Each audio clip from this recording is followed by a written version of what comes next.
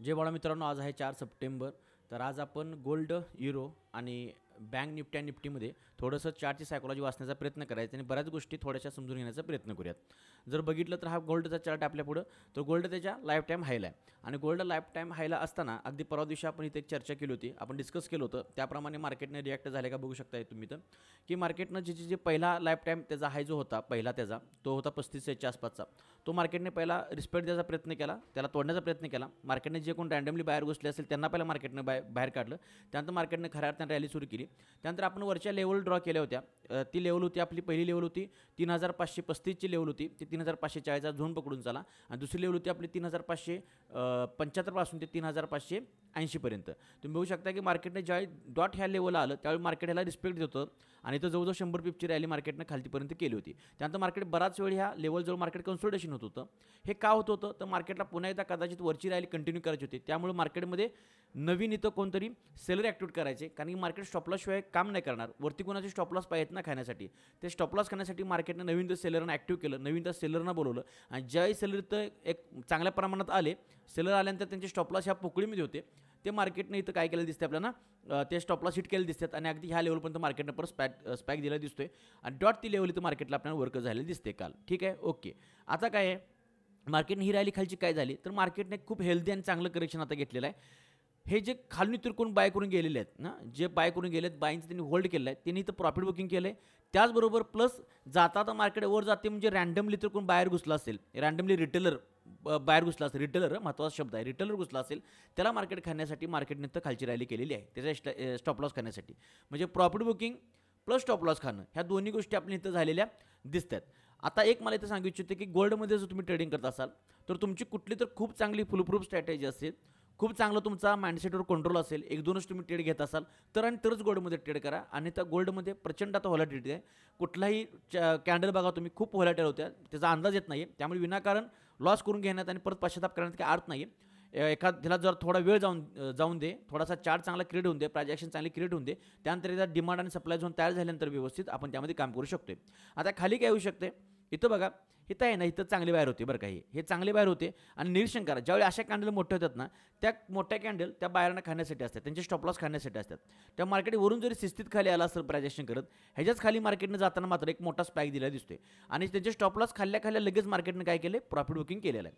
आता काय होईल, आता वरच्या लेवल तर बघायचे आपण, जर खालच्या लेवलचा विचार केला तर ह्या, तर मला वाटतं की जी 35ची लेवल आहे ते एक तुम्हाला चांगली तर रिस्पेक्ट दिलेली दिसेल. आज जर इथं मार्केट आलं अगदी डिसेंट कॅन्डल तयार करत प्रायजेक्शन टाईप मोठ्या कॅन्डल केला तर सावध राहिलं पाहिजे.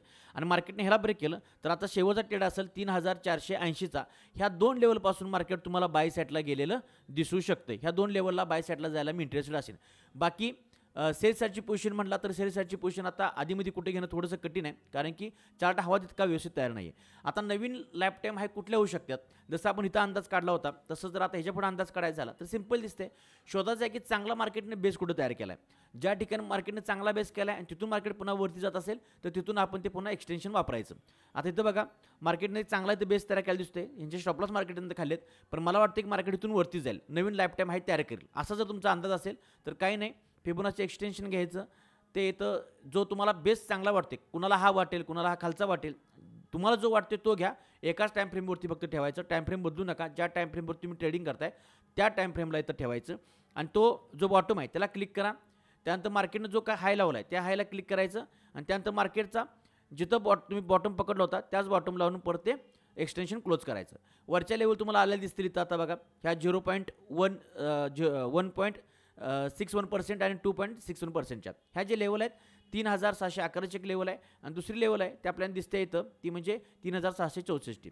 नवीन हा लाईफ टाईम हाय असू शकतो मार्केटचा, तर आपण त्या हिशोबाने तुम्ही जे काय काम करत असाल तर करू शकता. आता हे झालं गोल्डचं.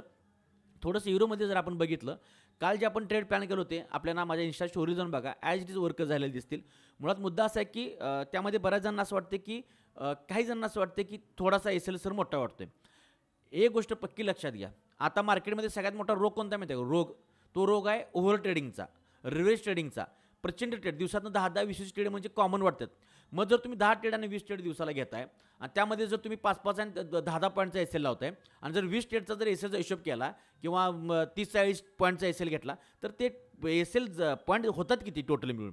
आणि मुळात 20 ट्रेड घेऊन झाल्यानंतर सायकोलॉजी काय लेवलची डिस्टर्ब होणार आहे ह्या विचार करा की तुम्ही जर एका ट्रेडला 20-30 पॉईंटचा एस एल लावताय कमी लावायचा म्हणून, ठीक आहे, आणि 20 ट्रेड घेताय 30 ट्रेड घेताय तर झाले किती पॉईंट आहे मुळात. आणि 20 ट्रेड घेत असताना 100% 20च्या ट्रेड तुमचे कधीच बरोबर येणार नाहीत आणि कधीच चुकणार नाहीत. मग निम्म्या अर्धी बरोबर येणार, निम्म्या अर्धी चूक येणार, त्यात रिव्हेंज होणार. हा सगळा खेळ असाच राहणार आहे आणि मग स्वतःला आपण म्हणतोय की मला मार्केटचं कळलं का झाले. त्यामुळे पुन्हा पुन्हा तेच सांगतो की मार्केटमध्ये आपले ट्रेड आहेत ते नेमके पाहिजेत, 1-2च पाहिजेत. ते असल्यानंतर तुम्हाला फोकस राहायला येते, तुम्हाला फोकस राहून काम करता येते. त्यामुळं मी 2च ट्रेड प्लॅन करतोय. मी गेली तुम्ही कित्येक वर्ष मला पाठीमागे जाऊन माझे व्हिडिओ बघा, 2 वर्ष प्लॅन करतोय. त्यामुळे एस एल लावत असताना लावायचा म्हणून कधी कमी लावायचा नाही की नाही मला इथे 30 पॉईंटचा एस एल द्यायचा आहे, 20 पॉईंटचा एस एल द्यायचा आहे. असं कसं एस एल लागू शकतोय. एस एल लावणं प्रॉफिट घेणं हे आपल्या हातात नाही, तर मार्केट तुम्हाला सांगितलं पाहिजे की तू बाबा एवढा एस एल लावू शकतोयस. इतका चार्टला विचारा ना. बरेच जण म्हणतात की मला एंट्री कुठे घेऊ कळत नाही किंवा एक्झिट कुठे घेऊ कळत नाही, एस एल किती लावायचा कळत नाही, टेक प्रॉफिट किती लावायचं कळत नाही. कारण आपण ठरवतोय ना, आपण काय ठरवतोय की माझ्याकडे 10,000 रुपये आहेत, ह्या 10,000 मी आज 500 रुपयाची रिस्क घेऊ शकतोय. अरे तुझ्याकडे 10,000 आहेत ते मार्केटला कुठं माहिती आहे. तू 10,000 घेऊन बसलायस, कोणते 10 लाख घेऊन बसले, कोणते 10 कोटी घेऊन बसले. त्यामुळं जो तो 10 कोटी घेऊन बसलाय त्यासाठी 20-25 लाख रुपयाची रिस्क घ्यायला त्याला काय वाटणार नाही. 10,000 घेऊन बसलाय त्यासाठी 500 रुपयाची रिस्क मोठी असणार आहे. त्यामुळे पैशावरती रिस्क ठरवण्यापेक्षा चार्टला विचारलं पाहिजे की मी एस एल कुठं लाव. लॉजिकली एस एल पाहिजे. आणि दुसरा गोष्ट ब्रिदेबल एस एल पाहिजे. ठीक आहे, एस एल इतका बी टाईट नको की त्याला श्वास घ्यायला जागा सोडत नाही आपण. तर चार्टला विचारा की एस एल कुठं लागतोय डिसेंट. चार्ट सांगेल की असा एस एल लाव, असा टीपी लाव, त्या ठिकाणी तुम्ही घेऊ शकता. तर ते कसं आपण इथं बघूया. कालचा जर चार्ट बघितला तर काल इथं कुठंतरी ह्या लेवलला आपण सेल सेटला जाणार होतो तुम्ही बघताय. आणि डॉट मार्केटने अगदी त्याच्यावरती मला वाटतं 130 का 140 पॉईंटचा एस एल होता, तो न घेता 80-90 पॉईंट मार्केट पॉईंट वरती गेलं आणि परत आहे तसं आपल्या लेवलला आलं. परत तुम्ही बघू शकता इथं पण एक ट्रेड होता, तो देखील मार्केट ह्याच्यावरतीच एस एल होता माझा. तुम्ही स्टोरीला जाऊन बघू शकताय का लावला होता ते तुम्हाला सांगतो मी. आणि परत मार्केट अगदी आपला जी नेक्स्ट लेवल होती किंवा जे आपला टेक प्रॉफिट आपण घेणार होतो तिथंपर्यंत आलेला आहे. ठीक आहे, आता एस एल लावताना तुम्हाला इथं दाखवतो. आता आजचे ट्रेड बघा युरोचे कुठे केलेत मी प्लॅन. तर काय दिसते मार्केटमध्ये. मार्केट काल जर बघितलं ते जे एक ॲव्हरेज चाल ती युरोने केली होती. बाकी तर चांगले स्ट्रॉंग बायर आहेत, इथे चांगले स्ट्रॉंग सेलर आहेत आणि त्यांचा तो चार्ट रीड केला मी. आता फक्त तुम्हाला स्टॉप लॉस आणि टेक प्रॉफिट मला यातून सांगायचं आहे. मार्केट समजा खाली आलं तर तुम्ही बाय साईडला जाणार आहे. लक्षात घ्या आता ही एक नवीन लेवल माझी आज क्रिएट झाली आहे चांगली. त्यामुळे जर ही क्रिएट झाली नसती तर मी फक्त पिवा लेवलला ट्रेड घेतला असता. मात्र इथं आल्यानंतर मार्केटचे बऱ्याच जे सेलर आहेत ते चांगल्या प्रॉफिटमध्ये येणार आहेत. बरेच जे रँडम बायर आहेत त्यांचे स्टॉप लॉस संपणार आहेत. मार्केटला तुम्ही बाउन्स केला पाहिजे.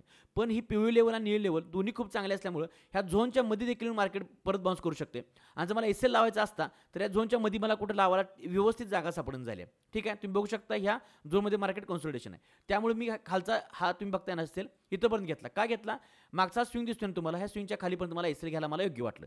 किती पॉईंटचा एस एल लागला 145 पॉईंटचा. ठीक आहे, टार्गेट घेताना किती घेणार आहे मी सेम 145 पॉईंटचं टार्गेट घेणार आहे. म्हणजे 1:1 रेशो घेणार आहे. विन रेशो चांगला आहे, ट्रेडची ॲक्युरेसी चांगली आहे, तर 1:1 रेशो घ्यायला काय हरकत नाही. लक्षात ठेवा मार्केटमध्ये दोनच गोष्टी सत्य आहेत. एक तर तुमचा विन रेशो चांगला पाहिजे किंवा तुमचा आर आर चांगला पाहिजे. तुमचा आर आर चांगला असेल 1:3 घेताय 1:4 घेताय की जे प्रत्येक वेळी मिळणं थोडंसं कठीण आहे, तर तुम्ही तुमची विन रेशो कमी असला म्हणजे तुमचे 10 पैकी 3 ट्रेड बोरवाले तरी चालतात.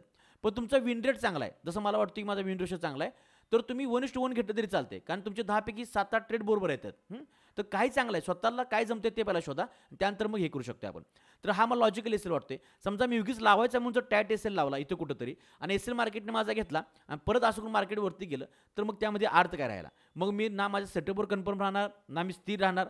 आणि करन्सीमध्ये काम करत असताना तिची चाल आहे ती स्लो असते, ते आपण समजून घेतली पाहिजे. त्यामुळे थोडासा वेट केला पाहिजे.